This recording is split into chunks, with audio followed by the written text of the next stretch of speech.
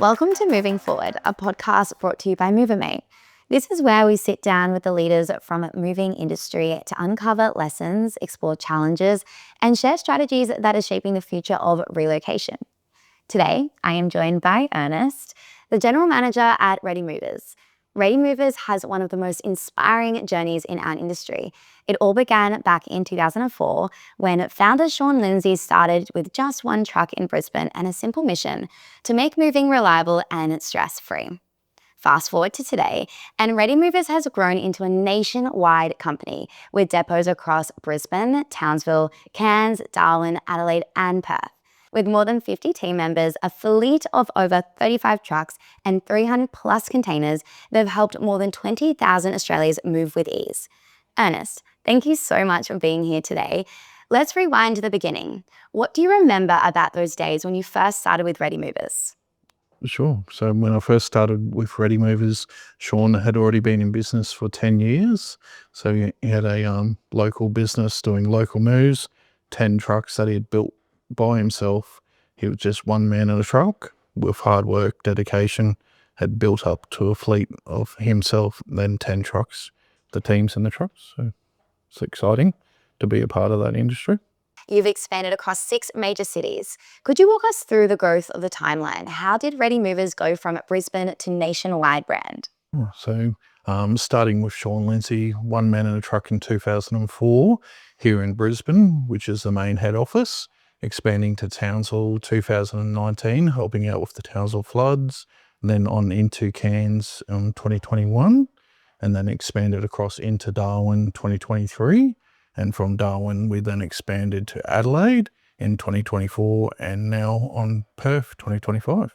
You've seen the moving industry evolve for over 2 decades. What stands out as the biggest change? It'd be the online and automation part of the industry. So customers now expecting quick, fast, automatic answers. So automatic online quote, automating through to electronic technology like electronic job sheets, ICRs, and the growth now into fast-paced, more industry standard knowledge.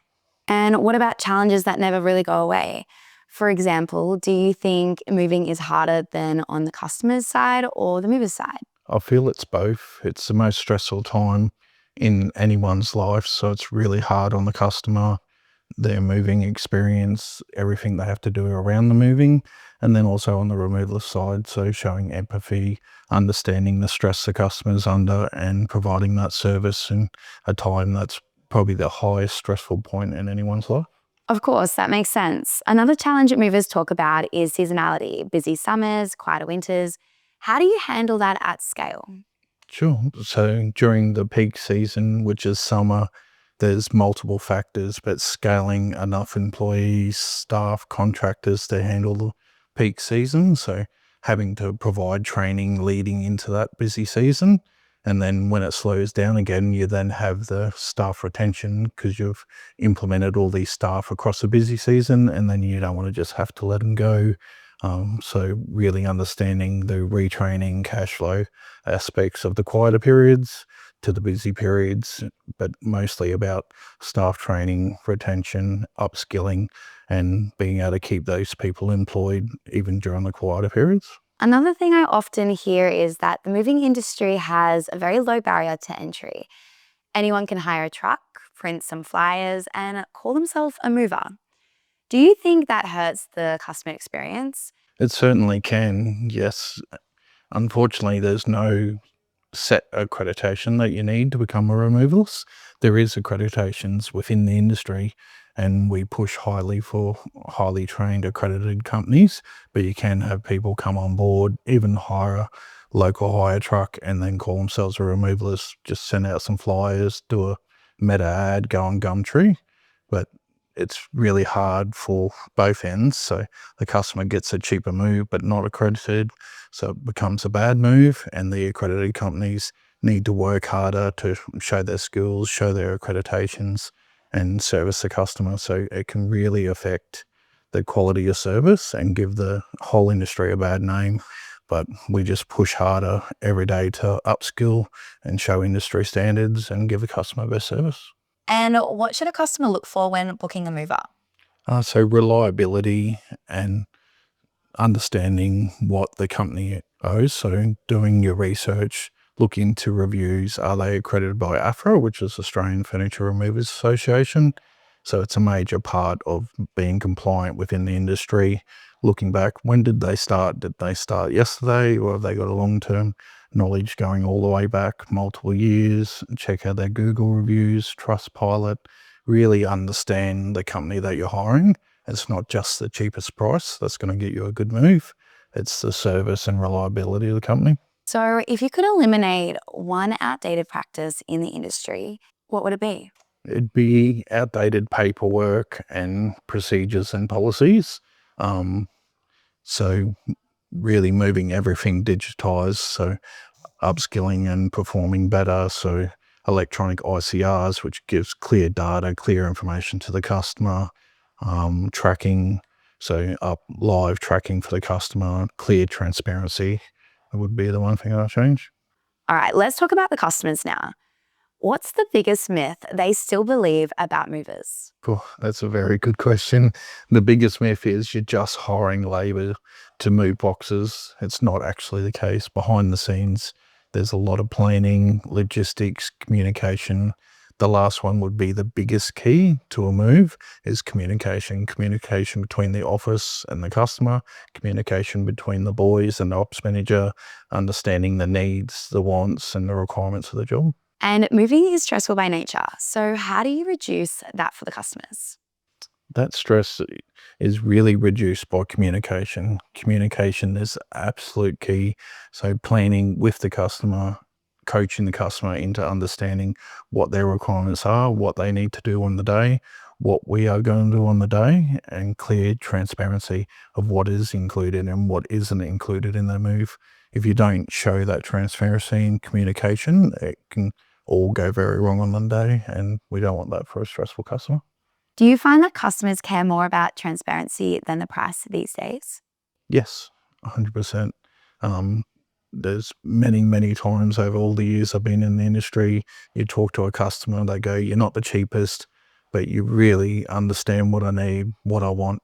So customers are definitely not looking for the cheapest, although there might be some. Transparency, understanding, communication, no hidden fees are what customers are looking for. Of course. So, behind every truck is a team. How do you keep crew consistent across so many depots? So it's all about training, building the team, whether it be preference over full-time employees, even subcontractors, bring them in and they're actually a part of the team. So they're not an individual contractor you just give a job to. You bring them in, you onboard them, they're a part of the team, they have your sign writing on your vehicle, they're fully integrated into the team and they're a part of the culture. So culture for us is a major part of building a team and what we focus on.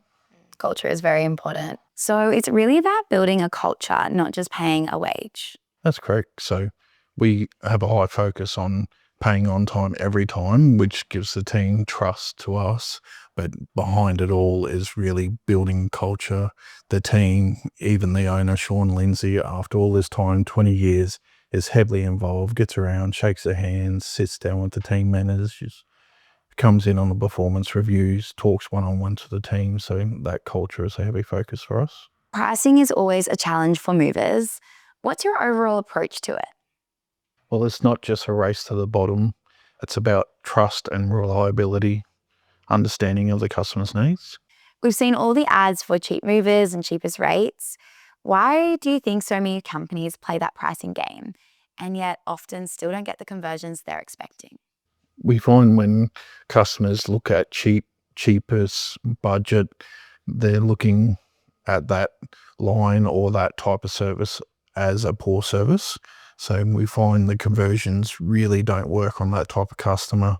They're looking for quality of service, understanding that end of the day, it's their whole life. It's what we need to look after. They don't want a budget service. They don't want a poor service. So you'll find customers with full transparency, explaining what they need, what your service is going to provide. So a job that may be quoted at $1,000 to a job that's quoted at $1,500, they're more likely to choose a $1,500 full transparency and understanding the needs and wants over just the budget and the cheapest option, and they fear that the cheapest budget option is just going to be a poor quality service. That's a great point. And looking beyond moving, housing prices are climbing again. Interest rates are being cut. And from October, the government is even removing lenders' mortgage insurance to make home buying more affordable. Do you think that's going to create a busier market for movers as more people start buying and moving homes? It certainly does. So when the interest rates go down, it creates interstate movement, local movement, people moving houses, buying new properties. So the industry tends to see a growth in the industry. So being able to scale the company to look after those needs, whether it be staffing, more vehicles, is a big part of the industry, and knowing that growth is coming. So following those leads. And then it also, when there's a high rise in the market, a high interest rates, it can also negatively affect the industry. So understanding that, diversifying into other areas, whether it be commercial contracts or other areas that can retain the staff and make sure you're not losing staff along the way, is also a very important thing to look after. And you've also said before that aiming for 90% utilization is better than pushing for 100%. Why is that? That's allowing yourself a little buffer to look after the customer. So if you push at 100%, your staff are totally stretched, your admin's totally stretched, and then you take away the service of the customer. So having that 90% gives that 10% buffer. So things do go wrong. Things change on the day, things happen on the client's side. Maybe it's something with a family member or a situation change, a lease falls through, settlement doesn't go through. So just allowing that 10% buffer allows you to give the client the service they need and the time and attention they want. And when it comes to quoting, how do you make sure customers understand exactly what they're paying for? So it's all about transparency when you're quoting. So no hidden fees, really opening up and understanding what the customer wants, including it in the line items. So whether it be packing, bad access, long walks, heavy lists for heavy items, pianos, pool tables, and then giving a clear breakdown of what the inclusions are and what the exclusions are. So if they decide they do want something that's excluded in the quote, knowing they can come back to you and add that service in. Let's move to marketing, because every mover wants more leads.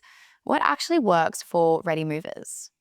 For ready movers, it's mostly about Google Ads, Meta, Facebook, Instagram, and just the standard online services. And once leads come in, how do you know if your marketing is paying off? So it's return on ad spend for us. So offline conversion tracking, understanding what we're spending to how many leads are converting. Would you say movers should focus on dominating smaller cities rather than crowded metros? All depends on the company. Some smaller cities can be more diverse to the smaller companies. Some companies that want to scale will be more diverse to bigger cities. So all depending on what you're trying to do with your company. Household moves are the core, but how else can movers grow? Sure, there's many different ways that movers can scale. So ranging from pre-packing to vehicle transport, pet transport, dump runs, which in industry is a term, disposing of goods, cleaning services. So you can really align yourself with other companies to help provide those services, helping you scale without bringing the teams on. And you can also do that yourself if that's something you choose to do. Claims are every mover's nightmare. How do you handle them? Sure, they're a big part of the industry. You can't get around them, but there's multiple ways to attack it. Firstly is documentation. It's really, really important. I couldn't stress how important documentation is. So having great pre-move, post-move checks, property inspections, pre-move sign-offs, post-move sign-offs, understanding the customer is happy, true and happy. And then when there is a claim, it's all about speed to response. So having an in-house claims team or one dedicated person within your business to handle that claim straight away. Don't wait. Like, whatever I can say is do not wait. the customer will hate you for it and just think that you're flogging them off, or it's just another dodgy removalist again, not taking responsibility. If you respond to that claim straight away, that customer will come back and refer their friends to you. So I couldn't stress how important that speed to response is. So really, it's all about transparency. Yeah, 100%. Providing a claims report, photos, pre-move and post-move photos really help. And asking the customer to provide additional photos, having meetings with the team members, the claims officer, and really showing that transparency to the client. They'll love you for it, and you'll get repeat business out of it. Before we move forward, I'd love to share the story of how Ready Movers and MoverMate first connected, because it's a great example of how industry challenges can inspire solutions. Sure. So, about 3 years ago, Rodrigo, who's now a full-time employee with Ready Movers, owned his own small contracting business within Brisbane, and he introduced us to Harry. So, me and Sean met with Harry. I had a quick chat to him. He was working on building a CRM. At the time, we were looking at building our own CRM and having Harry help us. At the time, it was still a way off from what we needed as a larger company in the industry. And Harry shadowed operations, helping understand the needs, the wants of a removal industry. At first, we're sort of looking at it like it's just another company with a calendar. We've seen them all before. But over the years and time, we kept in contact with Harry, and eventually Harry come back with a product that would suit us. So I think it was about 12 months after we met Harry before we really seen that this could be beneficial to our company and grow it into a product that we can really implement into our business. So, in a way, MoverMate grew hand in hand with Ready Movers processes. Yeah, that's correct. So Harry was really responsive, and MoverMate team have been so responsive, especially in support. Since going there, we had multiple meetings with Harry and said, "Hey, it's great, but this is what we need." Harry went away, implemented it even before we come on board, and came back to us and said, "Hey, this is what you want. This is what we've done." Improved it. Then when we did come on board, there was multiple little changes we need to make, especially with AFRA accreditation, working with government contracts. There was some compliance things that we needed to implement. As soon as we let Harry and the support team know, hey, we need this done, it was action straight away. So that was pretty cool. And it was great to work hand in hand with the owner and director of a company, and then also the support team that was super responsive. So that was pretty cool. And yeah, we really enjoyed our time with them. So, we're starting with MoverMate to now. What is the biggest differences you've noticed in the industry? Yeah, so MoverMate's changed quite a lot since onboarding with MoverMate. Some of the biggest changes are the automations in the system. So automating back end, taking away that data entry time, whether it be sending out review links, automated payments, collecting payments, and a lot around operations. So pretty cool to see some of the stuff that MoverMate's been doing, especially with the US and Australia. So it's built in Australia for Australian removal companies, but we've seen some pretty cool diary changes and view features that MoverMate have brought out that the American market uses. But yeah, getting to see that and understand it, and some cool little features that we can use here in Australia that we haven't seen before. So that's been pretty exciting. Now, Ernest, let's talk about the present. You've been using MoverMate for a while now. How has it actually helped Ready Movers in your day-to-day operations? Sure. So the biggest factor for us was the handwritten job sheets here, there, and everywhere. Drivers finish, take them home with them, don't hand them into the office, aren't filled in properly. It was a huge bottleneck in our company. Now the drivers do the job sheet on the site through MoverMate, collect the payment through MoverMate. The PDF comes through automatically. One goes to the ops manager, one goes to the accounts team. We know the job's completed within MoverMate. It's really, really removed a bottleneck in our business. We're no longer calling drivers to go, hey, where's your paperwork? Oh, I'll drop it in the morning. I left it in the truck, or it fell off the back of the truck. So yeah, that's been a really, really cool feature for us. And then the other major feature was the tracking. So We can see how long they've been on the job. Are they at delivery? We're no longer ringing drivers 50 times a day going, hey, how are you going on that job? Where are you up to? When are you getting to the next job? We can see where they're at live. We can see they're completed. The ops manager can track how many trucks are still out. So they can go, okay, we've still got 3 trucks out that are still ongoing. They know where they're up to on the job, and they can sort of go home and finish their day understanding where each vehicle's at and which team are doing what on the day. And I guess it's not just about saving time, it frees your team to focus on the customers and the move itself, right?